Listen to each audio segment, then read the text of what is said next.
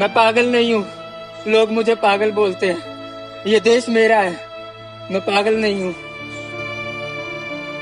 हमारा सभ्य समाज कितना अनुशासित है, इसकी पोल तो इस वीडियो ने खोल दिया।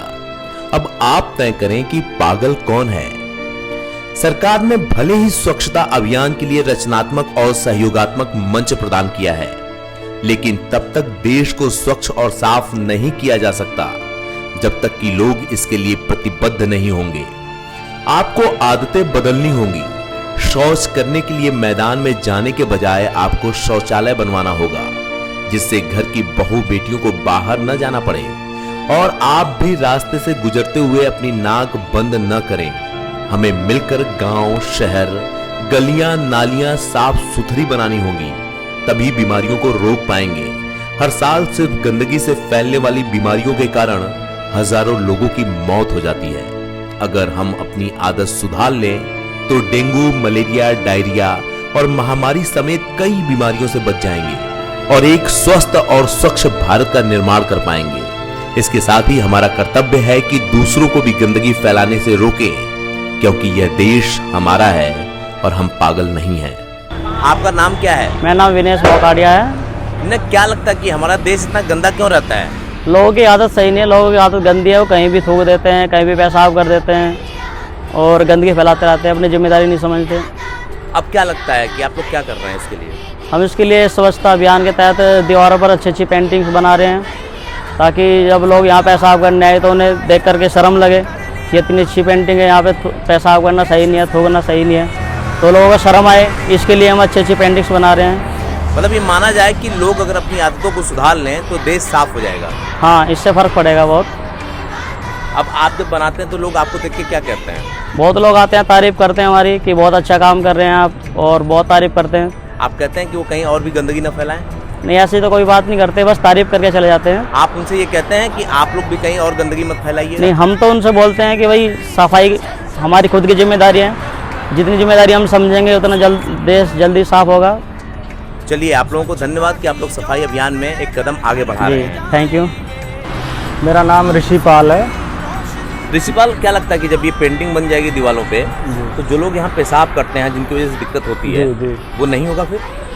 सर देखिए, जैसे ड्यूटी का टाइम होता है, लोग बाग आते जाते हैं और इधर देखें तो गंदगी काफ़ी सारी हुई है, तो किसी को जल्दी जाना है और पेशाब भी लगा हुआ, वो टॉयलेट का इस्तेमाल नहीं करता। वो जैसे ही निकलते हैं, देखा यहाँ थोड़ा गंदगी है, तो उसी से जो वहीं टॉयलेट कर देते हैं, मना कर देते हैं, तो उन्हें बुरा लगता है।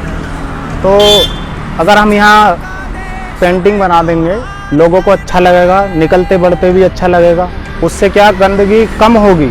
और जहाँ गंदगी नहीं होगी उधर टॉयलेट भी कुछ कम जाएंगे। तो इस्तेमाल करेंगे टॉयलेट जो सरकार ने बनाए हुए हैं उनमें करें। और काम सरकार करवा रही है जी, सफाई के लिए जी, ताकि ये गंदगी ना हो। सुंदर सुंदर पेंटिंग बनाएंगे, जहाँ सुंदर चीज़ें होती हैं तो गंदगी की चीज़ें अपने आप ही दूर हो जाती हैं। आपका नाम क्या है? प्रेम सागर। प्रेम सागर, आप लोग ये क्या बना रहे हैं, कैसी पेंटिंग बना रहे हैं? ये दरअसल यहाँ पे बहुत सारा कूड़ा कचरा हुआ करता था। हाँ। और जी लोग टॉयलेट वगैरह और जी कचरा वगैरह डाल देते हैं यहाँ पे, तो हम लोगों को ये सरकार की तरफ से ये सफाई स्वच्छ अभियान के उसमें क्या कहते हैं, ये पेंटिंग का कार्य मिला हुआ है, तो उसी के उपलक्ष्य में हम ये बना रहे हैं। तो आप लोग जब से काम करना यहाँ पे शुरू किए हैं, हाँ। तो उसके बाद भी लोग कूड़ा फेंकने आते हैं क्या? नहीं, कुछ लोग, लेकिन ऐसा होता है कि क्या कहते हैं मानते नहीं हैं, लेकिन उनको मना कर देंगे। लेकिन जब यहाँ पे पेंटिंग हो जाएगी तो क्या कहते हैं लोग वक्त कम कर देंगे शायद। अच्छा, इस पेंटिंग को इसलिए बनाया जा रहा है? हाँ। आपको लगता है कि जगह जगह लोग खड़ा होकर पेशाब करते थे, हाँ। उसके लिए भी ये पेंटिंग उनको रोकेगी? हाँ हाँ, क्योंकि दीवारें अगर अच्छी हो जाएंगी, इन पर पेंटिंग बन जाएगी, तो हर किसी पे फ़र्क पड़ेगा इस चीज़ का। हर किसी पे अच्छी पेंटिंग होएगी तो हर किसी पे फ़र्क पड़ेगा। आपने किन लोगों को गंदगी फैलाते हुए देखा, जो पढ़े लिखे हैं या जो अनपढ़ हैं? नहीं, अधिकतर तो जो पढ़े लिखे नहीं हैं उनको तो देखो समझ ही नहीं इस चीज़ की, लेकिन क्या कहते हैं पढ़े लिखे भी होकर ये काम करते हैं, तो ये बहुत शर्म की बात है।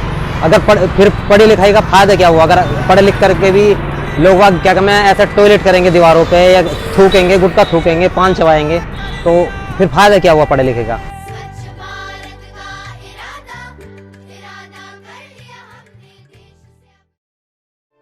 हमारे बच्चों को सुनाने के लिए कोई कल नहीं होगा, क्योंकि हमारी गैर जिम्मेदाराना हरकतों की वजह से धरती पर जल नहीं होगा और जल के बिना जीवन की कल्पना भी नहीं की जा सकती। विकास और लालच की वजह से हमने अपने जमीन को बंजर बना दिया है। अधिकांश नदियों, तालाबों, झील, पोखरों का अस्तित्व मिट गया है। गंगा, यमुना जैसी जीवनदायिनी नदियों को हम नालों में तब्दील कर रहे हैं। शहरों के कंक्रीट के जंगलों के बीच हम इतने बेसुध हो गए कि हमें भविष्य में आने वाले खतरे की आहट भी सुनाई नहीं दे रही। याद रहे, जल ही जीवन है।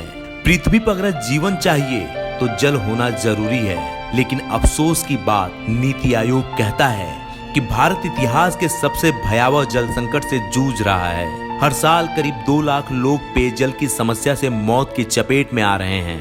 नीति आयोग यह भी कहता है कि देश के 75% मकानों में पानी की सप्लाई नहीं है। एक चेतावनी की माने तो देश में 2030 तक पानी की किल्लत और भी ज्यादा विकराल रूप धारण कर सकती है।